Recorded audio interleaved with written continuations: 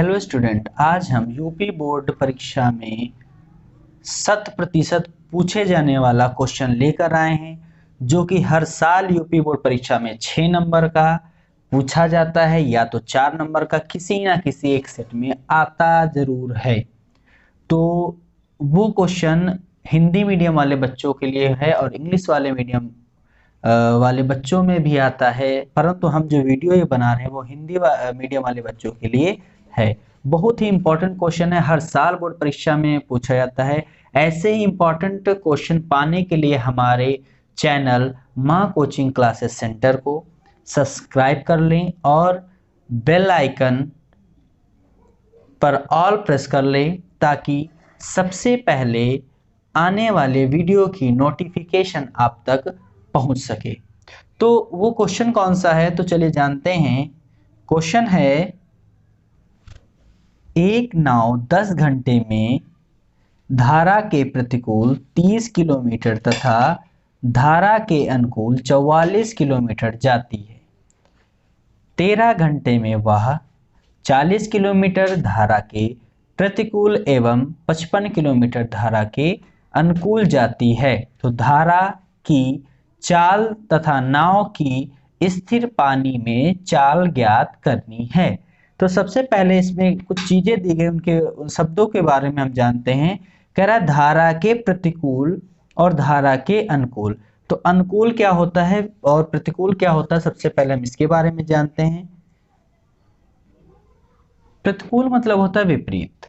विपरीत मतलब धारा यदि हमारी, अगर नाव हमारी इधर जा रही इस साइड से, तो धारा उसके उल्टा यानी कि इस साइड पर बहेगी, तो इस दिशा को हम प्रतिकूल बोलते हैं। तो इसमें यह होता है कि इन दोनों की धारा और जो नाव की दूरियों का अंतर होता है, उसको हम अंतर दिखाते हैं, उसको हम घटा देते हैं। अनुकूल का मतलब होता है यदि अगर नाव ऐसे चल रही है तो धारा भी इसी दिशा में बहेगी। तो इस स्थिति में धारा और नाव की दिशा को हम आपस में जोड़ देंगे। तो इतनी बात उम्मीद है आपको समझ में आ गई होगी। तो सबसे पहले अब क्वेश्चन को हल करते हैं। हल करने में सबसे पहले माना कि नाव की स्थिर जल में चाल x किलोमीटर प्रति घंटा है तथा धारा की चाल y किलोमीटर प्रति घंटा है। हमने मान लिया कि नाव की स्थिर जल में चाल x किलोमीटर प्रति घंटा और माना धारा की जो चाल है वो y किलोमीटर प्रति घंटा है, किलोमीटर प्रति घंटा है। तो धारा, नाव की धारा के अनुकूल जो चाल होगी वो आपस में दोनों जुड़ जाएंगी, तो वो होगी x प्लस वाई किलोमीटर प्रति घंटा, तथा नाव की धारा के प्रतिकूल जो चाल होगी वो x माइनस वाई किलोमीटर प्रति घंटा होगी। अतः यहाँ पर हमें कुल समय दिया है, लेकिन हमें यहाँ ये नहीं दिया है कि 30 किलोमीटर जाने में कितना समय लगता है और 40-44 किलोमीटर जाने में कितना समय लगता है। तो इसलिए हम यहाँ पर समय निकालेंगे। समय का जो सूत्र होता है वो होता है समय बराबर दूरी बट्टे चाल। अतः हमें प्रथम स्थिति में दे रखा है, जब नाव 30 किलोमीटर धारा के प्रतिकूल चलती है तो जो समय लिया गया माना वो t1 है। तब हमारे पास होगा t1 बराबर 30 बटा x माइनस वाई, क्योंकि उसके प्रतिकूल चलती है तो x माइनस वाई हो जाएगा, और अनुकूल चलेगी तो t2 हो जाएगा, तो हो जाएगा 44 बटा x प्लस वाई। तो हमने t1 और t2 निकाल लिया, और प्रश्न में दिया गया है कि एक नाव 10 घंटे में, तो 10 घंटे यानी कि कुल समय हमें 10 घंटे दिया है, तो हम t1 और t2 को जोड़ देंगे तो हमें 10 घंटा मिल जाएगा। अतः कुल लगा समय t1 प्लस t2 बराबर 10 घंटे है। यहाँ पर हम t1 और t2 के वैल्यू को रख देंगे। t1 हमने निकाला है 30 बटा x minus Y, plus t2 निकाला है 44 बटा x प्लस वाई बराबर 10 घंटे। इसको हम समीकरण 1 मान लेंगे। ठीक इसी प्रकार जो दूसरी स्थिति दे रखी है, दूसरी स्थिति जो है वो है, दूसरी स्थिति इन्होंने दे रखी 13 घंटे में 40 किलोमीटर धारा के प्रतिकूल एवं 55 किलोमीटर धारा के अनुकूल। तो उसी प्रकार से हम इसको लिख सकते हैं।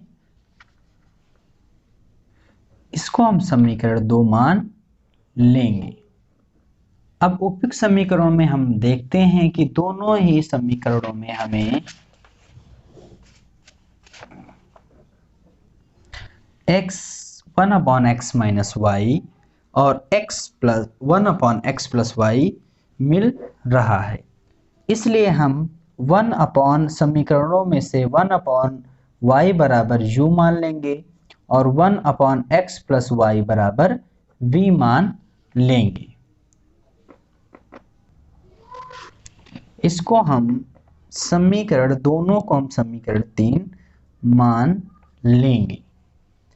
अतः जो हमें वैल्यू मिलेगी वो मिलेगी अब समीकरण 1 और 2 में समीकरण 3 का मान जो है वो रखने पर, तब हमें मिलेगा 30u + 44v बराबर 10।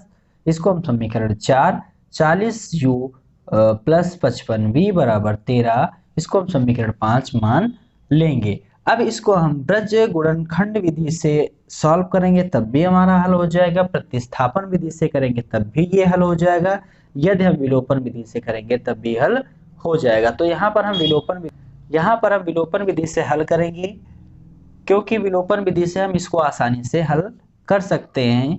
तो यहाँ पर यदि आपको विलोपन विधि हल करना नहीं आता है तो आई बटन में इसका वीडियो आपको मिल जाएगा, वहां से आप जाकर देख लेंगे किस प्रकार से विलोपन विधि से क्वेश्चन को हल करते हैं।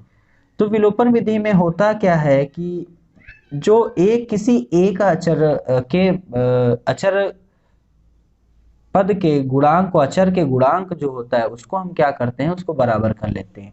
तो यहाँ पर यदि हम समीकरण 4 में 4 से और समीकरण 3 में 30 से गुणा कर देंगे तो ये हमारा समीकरण किसी एक चर राशि का मान बराबर हो जाएगा। अतः हम समीकरण 4 में 40 से तथा समीकरण 5 में 30 से गुणा करने पर, तो गुणा करा देंगे तो हमें मिलेगा, इसमें 40 से तो मिलेगा 1200 u प्लस इसमें करवाएंगे 40 तो 0, 4 चौक 16 के 6 हासिल का 1, 4 चौक 16 और 1 17 v बराबर ये हो जाएगा 400। अतः इसको हम समीकरण 6 मान लेंगे। उसी प्रकार समीकरण 5 में 30 से गुणा कराने पर तो मिलेगा 1200u प्लस इसमें 0, 5 से 15, 15 16 v बराबर 390, इसको हम समीकरण 7 मान लेंगे। अब यहाँ पर हम देखेंगे कि एक अचर राशि के गुणांक बराबर हो गए हैं और उसके सेम चिन्ह होते हैं। जब सेम चिन्ह होते हैं तो करते हैं हम क्या है कि समीकरण को हम घटाते हैं। तो समीकरण 6 और 7 को घटाने पर घटा देंगे तो हमें मिलेगा, यहाँ प्लस है माइनस हो जाएगा, यहाँ प्लस है माइनस हो जाएगा, यहाँ भी प्लस है ये भी माइनस हो जाएगा। और यहाँ पर जब घटाएंगे तो हमें मिलेगा, ये कट जाएगा और यहाँ पर ये घटेगा तो 0, 1 और ये भी 1 v बराबर माइनस प्लस का 10 और यहाँ से v का मान निकालेंगे तो v बराबर 10/110। तो ये और ये कैंसिल हो जाएगा तो मिलेगा v बराबर 1/11। अतः v का मान समीकरण 4 में रखने पर, v का मान समीकरण 4 में रखेंगे तो हमें मिलेगा, अतः 11 1 कम 11, 11 चौको 44, तो 30u बराबर प्लस 4 बराबर 10, अतः 30u बराबर 10 माइनस 4, अतः 30u बराबर 6, अतः u बराबर 6/30, 6 1 कम 6, 6 पंचे 30, तो u बराबर हमें मिलेगा 1/5। अतः u तथा v का मान समीकरण 3 में रखने पर, यहाँ पर रखेंगे तो मिलेगा x माइनस वाई बराबर 5। अतः इसको हम समीकरण नंबर 8 मान लेंगे। अतः 1/x + y बराबर 1/11 यहाँ पर हम इसको x प्लस वाई बराबर 11 और इसको समीकरण 9 मान लेंगे। यहाँ पर हम देखते हैं समीकरण 8 और 9 के जो सिंबल हैं और उसके गुणांक हैं, y के गुणांक बराबर और उसके चिन्ह भी विपरीत है। तो समीकरण 8 और 9 को जोड़ने पर, समीकरण 8 व 9 को जोड़ने पर चिन्ह में कोई बदलाव नहीं होता। ये माइनस का है, प्लस का है, जैसे कट जाएगा तो ये हो जाएगा 2x बराबर 16। तो x बराबर 16 बट्टा 2, 2 अट्ठे 16, यानी कि x बराबर हो गया 8। x का मान समीकरण 8 में रखने पर, 8 में मान रख देंगे तो हमें मिलेगा माइनस वाई बराबर 5 माइनस 8, अतः माइनस वाई बराबर -3। दोनों तरफ माइनस है इसलिए माइनस छूट जाएगा, तो y बराबर 3। x की वैल्यू हमें 8 मिल गई और y की वैल्यू हमें 3 मिल गया। अतः हम लिख सकते हैं नाव की स्थिर जल में चाल 8 किलोमीटर प्रति घंटा तथा धारा की चाल 3 किलोमीटर प्रति घंटा है। उम्मीद करता हूँ ये वीडियो आपको समझ में आएगी, क्वेश्चन आपको समझ में आया होगा। यदि आपको ये क्वेश्चन समझ में आया है तो हमारे इस वीडियो को आप अपने और भी दोस्तों में शेयर करें, और ऐसे ही आपको हमारे पास इंपॉर्टेंट क्वेश्चन आपको प्रोवाइड करवाते रहेंगे हम, जो कि यूपी बोर्ड परीक्षा के लिए बहुत ही इंपॉर्टेंट है। ऐसे क्वेश्चन आपको मिलते रहेंगे।